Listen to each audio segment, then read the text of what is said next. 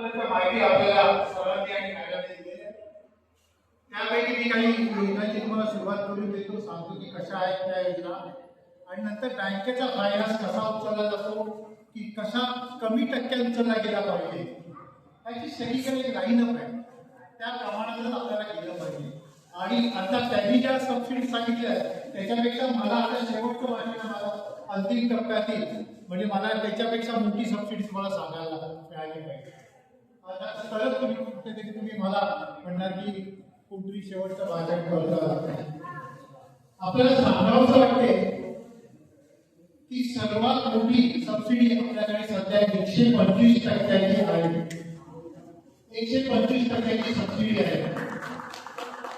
आणि विविध प्रकारच्या हॉटेल्स किंवा टुरिझम इंडस्ट्रीमध्ये जास्त काम करतो.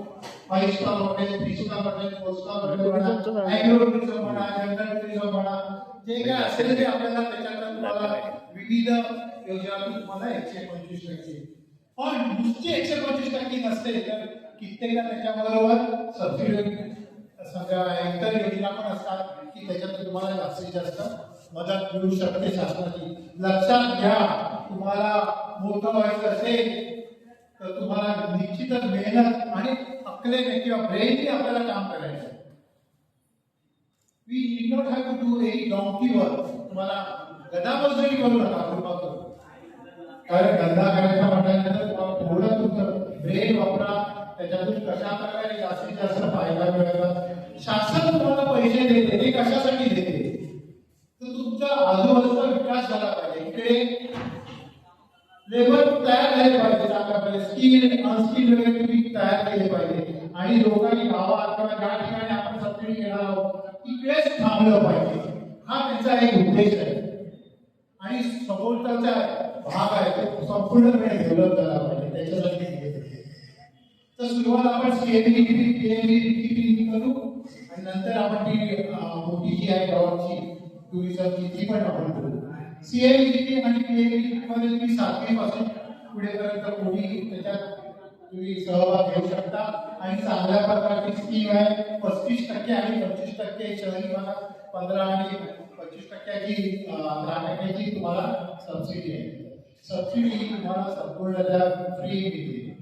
आता तुम्ही शासनाकडनं ज्यावेळी बँकेकडे अर्ज करा, कारण बऱ्याच गोष्टी सांगितलेल्या आहेत, कुठले व्यवसाय करावे करू नये किंवा मास म्हणजे त्याच्याकडे व्हायचे, तर ते तुम्ही शक्यतो चालून घ्या, कुठले करू नये. आता बँकेकडे जाताना कसं कित्येकदा काय होते की बँकेकडे अनभिज्ञ जातात. मगाशी आपल्याला कोणतरी वक्ता म्हणाला की घेऊन गेलो आणि त्यांना माहितच नाही की कोणती सबसिडी आहे, कोणता प्रोजेक्ट आहे. आणि जनरली काय होते 35% सबसिडी मिळवण्याच्या नादात नवरा असतो तो बायकोला पुढे करतो आणि तो सबसिडी घेण्यासाठी 35% घेण्यासाठी तो त्याला पात्र ठरतो. पण कित्येकदा त्या बायका असतात नवऱ्याच्या, त्या काय करतात की आपण माहितीच करून घेत नाही. हे सगळ्यात मोठं दुःख आहे. बायकांनी पण माहिती करून घ्या, कारण त्यांचा हातभार जर त्याच्या नवऱ्याला लागला तर निश्चितच तुमचे धंदे आहेत ते निश्चितच उंचावर मिळतील. कारण का महिला यशस्वी उद्योजकांच्या मागे नेहमी महिला असते. आणि एक मजा पण तुम्हाला सांगतो, महिला वर्ग हा मॅनेजमेंटचा गुरु आहे. महिला हा मॅनेजमेंटचा गुरु आहे. कसं ते तुम्हाला मी सांगतो, कदाचित तुम्हाला हे वाटेल, पण या महिला की नाही फार हुशार असतात, ब्रिलियंट असतात. त्या काय करतात, आपल्या नवऱ्याच्या त्याच्या बिझनेसमध्ये नवऱ्याच्या खिशात कशाचं तरी काहीतरी आले तर 50-20 हजार असतात, त्यातल्या 1-2 हजार काढायच्या विषयी त्यांना माहितीच महिलांना. आता की नाही हा एक कोण बाबा एवढं सभ्य सत्य तर अशा 1-2 हजार तर निश्चितच काढतात. नवऱ्याला काय माहीतच नसते आपल्या खिशात किती पैसे, सगळे नवरे कसे असतात हे पैसे काढतात. असे बऱ्याच वेळा काढतात ते 2-3 महिन्यात त्यांच्याकडे सायझेबल अमाऊंट होते. ते 20-30 हजार ही सायझेबल 20-30 हजाराची तयार होते. आणि कधीतरी नवरा असा येतो तोंड पाडून घरात येतो, कारण बिझनेस पण आहे, त्याच्या खिशात असलेल्या 10,000, 20,000, 15,000 असतात आणि कधीतरी 0 पैसे. मठ्ठ होऊन येतो घरात बसतो आणि बायकोच ती ओळखते त्याला की बाबा काय झालं तिथे एवढं, कशासाठी एवढं तोंड पाडून बसलाय. मग तो सांगतो की नाही का आज एकाला पेमेंट द्यायचं आहे आणि एकाला पेमेंट द्यायचं आहे, ते आलंच नाही. पेमेंट द्यायचं आलंच नाही म्हटल्यावरती तो बायकोला कळते की एका खिशात काही नाही. मग ती बायको काय म्हणते, बायको त्याच्यातही हुशार असते. ती काय म्हणते, थांबा मी तुम्हाला एक कितीची देते, 30,000 मी तुम्हाला देते. माझ्या भावाने मला दिले. तिने आपल्या भावाचं मोठे पडले. पैसे कोणाचे, नवऱ्याचे. समस्त नवऱ्याचे पैसे, त्यांचेच पैसे. ते फक्त काय झालं मिळवण्याची म्हणजे तिकडे पण हा मॅनेजमेंटचा गुरु आहे. तुमच्या अडचणीच्या महिला पैसे काढून देतात. येताना परत 5,000 जास्त बघत असतील. आमचे नात्यातले जाईल आणि खरं सांगतो की त्यांनी बरीच माहिती घेतली आहे. चौधरी साहेब आमचे तर बघितलं काही लोक निघून गेलं नाही. घरामध्ये तुमच्या मुलांसाठी छान आहे काही स्कीम अनेक प्रकारच्या NHA, NHB, national horticulture board, national horticulture mission, अशा अनेक योजना आहेत आपल्याकडे गव्हर्नमेंटच्या की ज्याच्यातून तुम्ही अनेक गोष्टी साध्य करू शकता. तुम्हाला जर का ऍग्रिकल्चर काही तयार करायचं असेल तर तुम्ही NHB कडे जाऊ शकता. ऍग्रो टुरिझम करायचं आहे तर NHBचा फायदा घ्या. त्याचबरोबर डॉटचा फायदा घ्या. काय क्रॉप टुरिझमचा तिकडनं तुम्हाला 125% मिळेल. तिकडनं फक्त NHBचं एकच गोष्ट आहे की तिकडे तुम्हाला पार्टी हिलिंग आणि हिलिंग असे 2-3 प्रकार असतात. त्याच्यात तुम्हाला 40% आणि 15% सबसिडी पोस्ट हार्वेस्टिंग म्हणतात. त्याच्यातनं की त्यातही तुम्हाला मिळू शकते काही स्कीम म्हणतात. म्हणजे तुमचे काजू उद्योग म्हणा किंवा आंबा, मॅडमने मगाशी सांगितलं फळावरती प्रक्रिया, त्याच्यात अनेक गोष्टी आहेत त्याच्यात तुम्हाला सबसिडी मिळू शकते. त्यामुळे कुठल्याही प्रकारचं घाबरू नका. कुठलंही प्रॉडक्ट सबसिडीमध्ये नाही अशा प्रकार नाही. फिशरीज मध्ये वेगवेगळ्या फिशरीज मध्ये तुम्हाला प्रॉडक्ट तुम्ही कुठल्याही प्रकारची फिशरीज मध्ये करू शकता. फिशरीज मध्ये 60% सबसिडी आहे, ही 60%. आता तर नवीन केज फार्मिंग वगैरे आलेले आहे, त्याच्यात बायोफ्लॉक आलेले आहे. तुम्ही घरात बसून म्हणजे तुमच्या मुंबईसारख्या जिकडे समुद्र नाही तिकडे पण मासे पालन करू शकता. मत्स्यपालन कुठलं गोड्या पाण्यातलं म्हणत नाही, खाऱ्या पाण्यातलं देखील करू शकतो. सॅलिनिटी तुझ्या प्रकारची पाण्याची सॅलिनिटी केली की तुमचं हवं तसं मासे तुझे घेऊ शकतात. आणि अनेक जण काढतात रेनामी म्हणून स्कूटर क्रॉस माहिती आहेत का? दयाला माहिती आहे का? दया 90% सबसिडी. हो बस 30% वाढवले आहे. आपण तुझ्यावर खुश आहोत. आपण आता काढलं वेळ कमी आहे माझ्यामध्ये, बरोबर? किती वेळ आहे? 10 मिनिटाची जी मोठी सबसिडी आहे त्याबद्दल बोलतो. डायरेक्टर ऑफ टुरिझम बद्दल ही हॉटेल इंडस्ट्रीसाठी हॉटेल मोठेच म्हणा किंवा तुमचा रिसॉर्ट म्हणा, सर्व्हिस अपार्टमेंट म्हणा, जे कोणी बिल्डर अडकलेले असतील तर त्याच्यासाठी सर्व्हिस अपार्टमेंट फक्त आपल्याला त्याच्यात बसवायचं. How to get the speed in that particular program तो आपण चेक करायचा. कशा प्रकारची बसवायची सबसिडी त्याचा आपण विचार करायचा. आपल्याला सर्व्हिस अपार्टमेंट मध्ये काय करायचं, किती ठिकाणी आता तर खूप चांगल्या गोष्टी तिकडे तयार झाल्या. आता सर्व्हिस अपार्टमेंट मध्ये तुम्हाला गंमत सांगतो की त्याच्यात तुम्हाला गुरुनाथ सर त्याच्यात तुम्हाला सर्व्हिस अपार्टमेंट मध्ये तुम्हाला जर 50% त्यापेक्षा ऍडिशनल आपण ठेवू शकतो. विजेवरील परमिसिबल तुमच्या परमिसिबल वरती तुम्हाला 50% द्यायची आपली तयारी आहे. म्हणजे 50% साठी किती लोक भांडतात हे एफएसआय साठी लोक किती भरतात. म्हणजे पैसे घेऊन बसत असतात की आपल्याला एवढा एफएसआय मिळावा इतका मिळावा. तर या पद्धतीने जर तुम्ही त्यांना काम केलं म्हणून म्हणतात की नो डॉंकी वर्क. कुठल्याही प्रकारचा डॉंकी वर्क करायचं असेल तर थोडंफार हातपाय हलवा, माहिती घ्या तुमची संपूर्ण कशा प्रकारची आहे ते योजना. आमच्याकडे योजना खूप आहे. आता फॉर एक्झाम्पल आता डॉट मध्ये तुम्हाला 50% एफएसआय जास्त मिळणं म्हणजे खूप झालं. त्यानंतर तुम्हाला 5 कोटीपर्यंत 5% इंटरेस्ट रेट माफी मिळेल. किती? 5%पर्यंत, 5 कोटीपर्यंत. 5 कोटीपर्यंत 5% माफी मिळेल. 5% माफी देताना 5 कोटीचे लिमिट दिलेले आहे. म्हणजे काय मिळते की तुम्हाला गव्हर्नमेंट तुम्हाला एफएसआर 50% ऍडिशनल मिळतं. 5% तुम्हाला माफी मिळेल आणि इंटरेस्ट रेटला माफी दिली. तुमची जी रिन्युअल फीज आहे हॉटेलसाठी रिन्युअल फी किंवा रिन्युअल जे वर्षाच्या वर्षात करावं लागते त्याच्यासाठी तुम्हाला 5 वर्षाची मुदत दिलेली आहे. 5 इयर्स गॅरंटी. 5 वर्षांनी तुम्ही एखादा हॉटेलचे करा. सर्व्हिस अपार्टमेंट कुठेही करू शकता तुम्ही. गावी देखील करू शकता. आपल्याकडे बरेच भंडारी असत ते सगळे मालवणला सिंधुदुर्गातील असतात बरोबर ना? आता मालवणी पण येतं ना सगळ्यांना आहे ना? ठीक आहे. तर मालवणी लोकांसाठी सांगतोय की तुम्ही कुठल्याही भागात तुम्ही तुमचा व्यवसाय चालू करा. त्याच्या सर्व्हिस अपार्टमेंट जरी करायचं झालं तरी आपण त्याच्यामध्ये 50% वाढीव व्यवसाय देऊ. ऍडिशनल म्हणजे वर्टिकल तुम्हाला काय करता येईल जे काय करता येईल ते वर्टिकल बिल्डिंग उठीच्या उठी करता येईल. आता कशी आपल्याकडे 7 मजल्यापर्यंत परमिशन ग्रामपंचायतीला विलेज पंचायत 7 मजल्याची. त्यावेळी तुम्ही काळजी करू नका.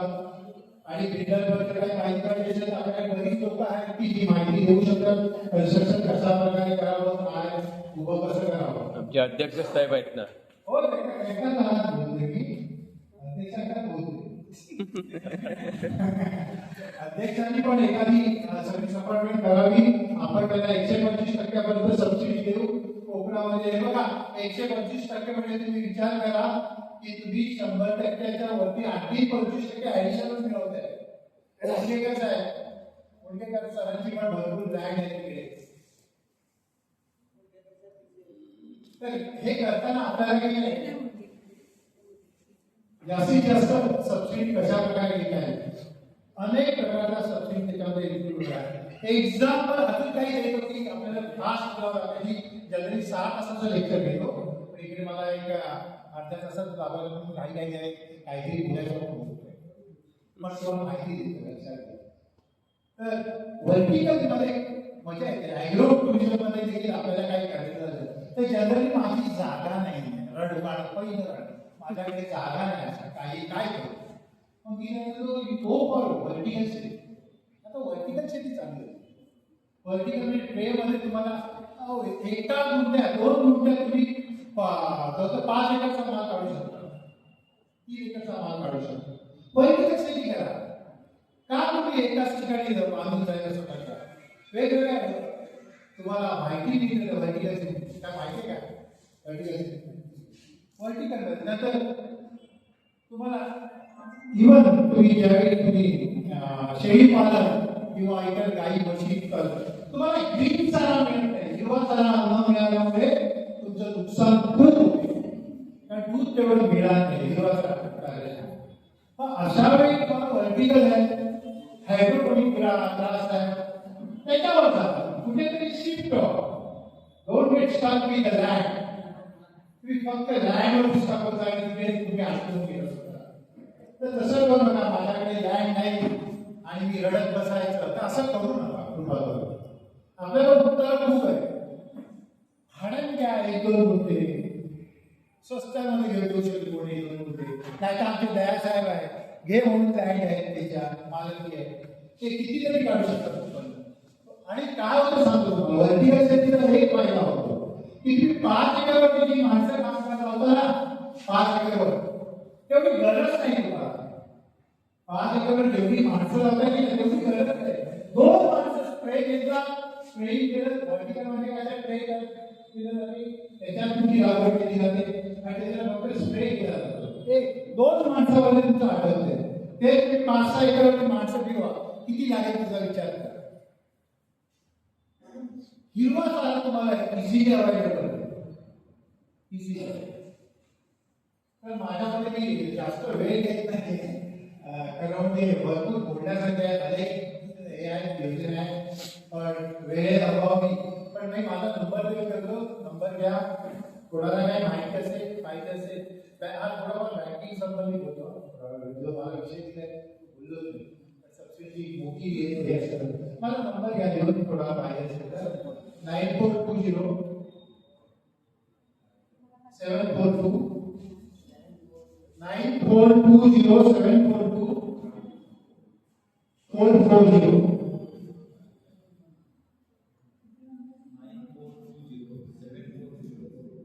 9420742440 आणि दुसरा नंबर घ्या हा नंबर मुंबईत लागत नाही जाऊच आहे. मी 15 दिवस इकडे असतो मुंबईत 15 दिवस इकडे रेग्युलर असतो मी ग्रॅज्युएशन पण करतो बँकेच्या पॅनलवर आहे मी माझी थोडक्यात करून सांगतो मी प्रदीप रेग्युलेटर मुंबईचा पॅनल कॉलेजचा मी स्टुडंट BSc LLB फॉर्म केलं पण मी आज अकाउंट्स मांडतो आणि अकाउंट अशा प्रकारे मांडतो की मला खूप मोठे बँकर्स बोलावून घेऊन माझ्याकडनं प्रोजेक्ट रिपोर्ट करून दिला आता मला एक नवीन प्रोजेक्ट मला चालू आहे आमच्या सासूचा तो मला ऍक्सेप्ट झाला JLL म्हणून कंपनी आहे मडगाव साईडला JLL कंपनी इंटरनॅशनल कंपनीने तो ऍक्सेप्ट केला एवढी आपली प्रोजेक्ट रिपोर्ट बनवण्याची ताकद आहे इंटरनॅशनल कंपनीने तो ऍक्सेप्ट केला तर असं काय education is not a boundary आपल्याकडे सिंधुदुर्गात बाप्पा मानेकर नावाचा एक व्यक्ती आहे या लोकांना माहिती असेल त्यांना माहिती आहे पण ते 7वी शिकलेले आहेत पण ते आता 2000 कोटी कामं सध्या करतात एज्युकेशनला घाबरू नका education just a figure of day तुमचं अकॅडमिक बाकी त्याच्यात काय आहे तुम्हाला जर चांगलं नॉलेज असेल तर तुम्ही निश्चितच बोलता ते खाली राहणार माझं तर मत आहे की एज्युकेशन पेक्षा सुसंवाद कसा तुम्ही साधता लोकांची तुमचं इंग्लिश वाढवा काहीतरी लँग्वेजवरची कमांड वाढवा सगळं आताची काळाची गरज आहे आपण म्हणतो मराठी सगळं ठीक आहे पण कुठेतरी एक गरज आहे आपल्याला की ते केलंच पाहिजे दुसरा नंबर दिला आहे दुसरा नंबर 7420 8416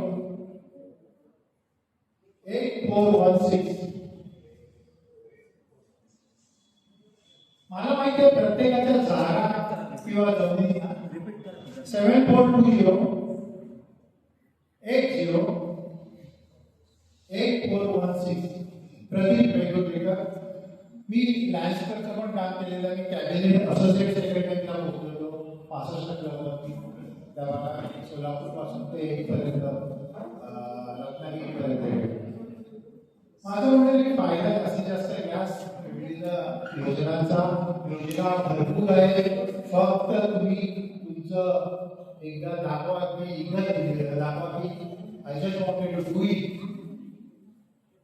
जाता जाता मी तुम्हाला फक्त 8 20 देतो त्याच्यात तुम्ही स्मरण करा आयुष्यात 8 20 देतो तुमच्याकडे डिसिप्लिन ठेवा आहे का डिसिप्लिन आहे धन्यवाद जोरात एकाच माणसानं सांगितलं बाकी जर मी हसण्याची ठीक करते डिसिप्लिनच्या बाबतीत डेडिकेशन ठेवा वेळेच्या बाबतीत डिसिप्लिन ठेवणं गरजेचं आहे वेळेच्या बाबतीत डिसिप्लिन नुसतं वेळ सगळ्यात म्हणजे वेळेचं बंधन पाळलं की बाकी सगळी येस बरोबर बोलली काय होतं माहिती आहे जर का माणसाने 5 वाजता उठलं ना तर सगळ्याची सगळी कामं होतं मला वेळ नाही अंबानी बघा तुम्ही अंबानी सगळ्या कार्यक्रमाला हजर असतात त्याची किती कंपनी आहे लक्षात घ्या ना तुम्ही तुम्हाला धंदा करायची गरज नाही आता पहिली गोष्ट म्हणजे सीसीटीव्ही आहे वेरियस सिक्युरिटी आहे त्याच्यात मार्ग तुम्ही राहू शकता उभे राहू शकता ना उगा तुम्ही काही भाऊ करू नका सिक्युरिटी आता डेडिकेशन घ्या दोन डिसिप्लिन डेडिकेशन कुठलंही काम डेडिकेशन करा डिटर्मिनेशन आणि डिसिप्लिन डिवोशन एक पूजा भाव त्याची देवाची पूजा करायची नामाची पूजा करा आणि हे सगळं करायला तुम्हाला अजून चान्स आहे डायरेक्शन ठेवा कुठल्याही कामाला एक निर्धारपूर्वक कुठलं तरी डायरेक्शन ठेवा उगाच काहीतरी करायचं म्हणून करू नका डायरेक्शन ठेवा डेस्टिनेशन ठेवा तुम्हाला डेस्टिनेशन माहीत पाहिजे आपल्याला कुठे पोहोचायचं आहे उगाच कुठेतरी काहीतरी करू नका आणि हे सगळं करायला डिझाईन लागते. डिझाईन म्हणजे इच्छाशक्ती लागते, ती तुमच्याकडे येते. आणि डायमेन्शन म्हणजे किती काम करायचं याचा एक अंदाज वाटतो. आता बँकिंग फायनान्स बद्दल सांगताना 2 मिनिट घेतो. बँकिंग फायनान्स करून घेताना पहिलं बँक मॅनेजरची चांगली ओळख घ्या. तुमचे संबंध बँकेत वाढवा. कित्येक लोकांना आपल्या बँकेच्या मॅनेजरचं नाव माहीत नसते. स्टाफ तुम्हाला गुड मॉर्निंग म्हणायला काय होते? सकाळी गेला गुड मॉर्निंग का म्हणत नाही सांगा मला. गुड मॉर्निंग म्हणायला त्रास होतो नाही. ते पहिले बोलायला शिका सगळ्यांनी. कधीतरी त्याची विचारपूस करा. तो तुमच्याशी कसा वागतो बघा. तुम्ही वृक्ष वागलात तर तोही वृक्ष वागणार. एक तर ते पाठीच टाकायला लागले असं बँकमध्ये, ते कंटाळलेले असतात किंवा त्याचा फक्त पगाराशी मतलब असतो. तर तो टाळा करू शकते बरोबर. आणि आपण त्यांच्या हृदयात शिरण्याचा प्रयत्न केला. ह्या बँकिंगचं झालं सुरुवात केली. त्याच्यानंतर बँकेत सीसीओ पहिला आपण टर्म लोन वगैरे कशा प्रकारे घेतलं जाते. टर्म लोन घेताना इंटरेस्ट रेट आपल्याला कमी कसा बसेल त्या संदर्भात मी तुम्हाला मार्गदर्शन करतो. एक बेस रेट असतो आणि त्याच्याबरोबर 2% बँकेच्या मॅनेजरच्या हातात असतात. कोणाला म्हणजे ज्यावेळी 9% असतो बेस रेट त्यावेळी तो 11% तुम्हाला लावतो. किती टक्के लावतो? 11% लावतो. हे कारण आहे त्याला. आपण 2% चान्स द्यायचा नाही. आपलं लोन इंटरेस्ट 9% कसं नाही याचा आपण विचार केला पाहिजे. बरोबर की नाही? येताना कधी तो विचार करायला नाही आपण. कधी एकदा लोन मिळते आणि कधी एकदा आपण व्यवसाय करतो असं. तर हा जो प्रकार आहे 2% मॅनेजरच्या हातात असतात. तो तुमचा क्रेडिट स्कोर तयार करतो. एक 100 मार्काची किंवा 200 मार्काची मार्क लिस्ट असते त्याच्याकडे. त्याच्यात तो लिमिट ठेवलेला असते. याचा धंदा काय, याचा वडिलांचा धंदा काय, ह्या सगळ्या गोष्टीचा उभाव करून तो 100 किंवा 200 पैकी मार्क्स देतो. तो क्रेडिट स्कोर कमी जेवढा जास्त होईल ना आपला तेवढी तुमची टक्केवारी कमी होईल. आणि हे 2% कमी होते. मग कधीतरी तुम्हाला तो 10.5 देईल, कधीतरी तुम्हाला 11 देईल. 9 बेस्ट रेट. शक्यतो बेस्ट रेटलाच आपण राहण्याचा प्रयत्न करा. म्हणून त्याच्यासाठी आपल्याला मॅनेजरशी चांगले संबंध असणे गरजेचे आहे. लक्षात घ्या. त्याच्यातून तुमचे पर्सेंटेज कमी होऊ शकतात. हा एक मुद्दा झाला. सीसी ज्यावेळी ऑपरेट करतो त्यावेळी आपल्याला एक गोष्ट लक्षात ठेवायची की आपल्याला दर महिन्याला स्टॉक स्टेटमेंट द्यायचं असते. किती जण देतात तुमच्यापैकी? देत नाही. कारण का? कंटाळू नका. त्याच्यामुळे पण आणखी 2% वाढण्याची शक्यता असते. मी मध्ये एक लेख पण लिहिला की बँकेचा इंटरेस्ट रेट हा घटक आहे आपल्याकडे इंडियामध्ये, भारतीयांमध्ये. तर बाहेर संपूर्ण जगामध्ये 4% रेट चालू आहे. माझ्या मते सरांनी पण तिकडे आवाज उठवा की सगळ्यांना 4% 4% 6% तरी व्याज द्या.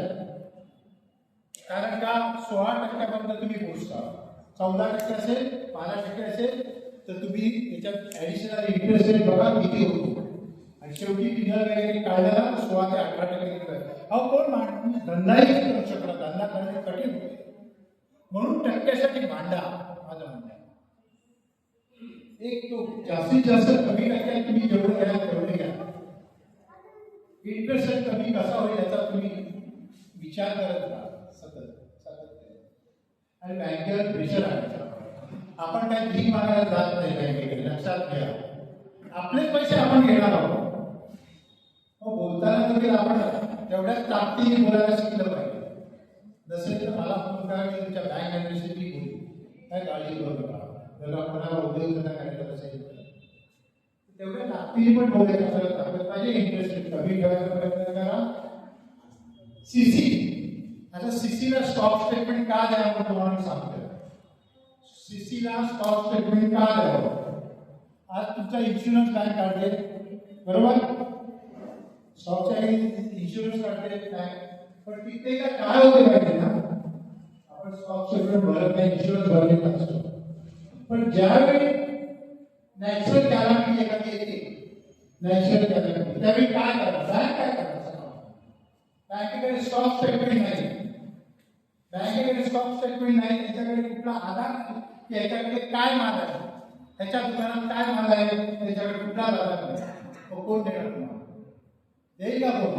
हा, तर त्याचा वापर त्यावेळी पण करायला मिळतो स्टॉक स्टेटमेंटला. बाबा एवढा माल होता आपला, काहीतरी द्या, फोटोच करा, करा काहीतरी द्या, ठीक आहे. या गोष्टी आहेत, अनेक गोष्टी आहेत बोलण्यासारख्या. आपण ठीक आहे, मी तुमची सर्वांची रजा घेतो आणि तुम्हाला कुठल्याही प्रकारची माहिती लागल्यास मदत करायला निश्चित